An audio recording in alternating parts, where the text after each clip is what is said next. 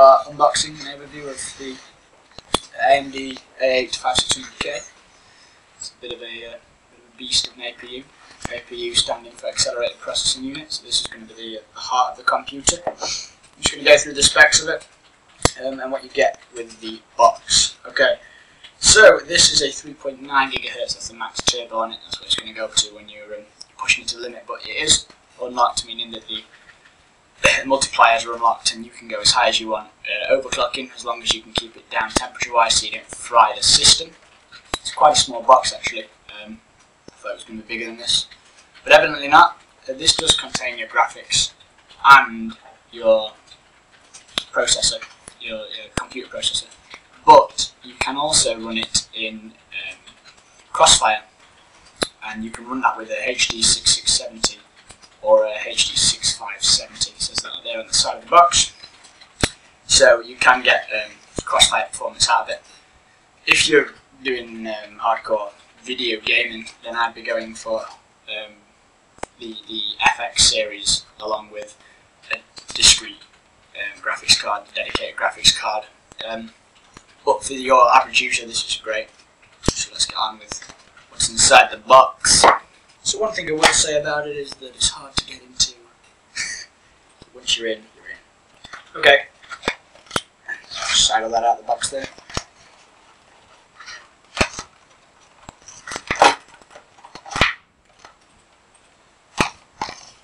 So, what do we have? We have an instruction manual. You're going to want to keep this handy. This has installation guides for your stock cooler and for actually putting in your processor. So keep that on hand. It also got warranty information. Anything like that is going to be found in there. So keep that to hand at all times. Now, here we've got your stock cooler. You're not really going to get much of an overclock with this, so I won't be trying to push for an overclock. If you want to go for an overclock, get a separate heatsink. But this should keep it cool for your normal usage. It hasn't got any thermal paste on, so you have to buy some thermal paste separately. Unless, of course, you're going with the aftermarket heatsink. Don't forget, though, that the AMD clip method for the FM2 socket, which is what this processor is, FM2, is very easy. There's no screws involved. It's already on the motherboard. You just clip that on, so it's really simple. Now onto the beast itself. Here it is inside this very neat packet. So you've got a case sticker there. For those of you who like to have case stickers on the case, your choice whether you want to install that or not. And inside we have the APU itself. Obviously thermal paste on the top, your pins on the bottom. Be careful with the pins, because if one of them breaks, everything breaks. You die. You probably cry as well for wasting all your money. So be careful with that.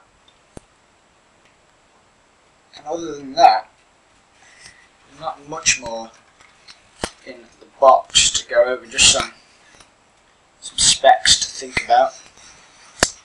It's 3600 MHz at standard.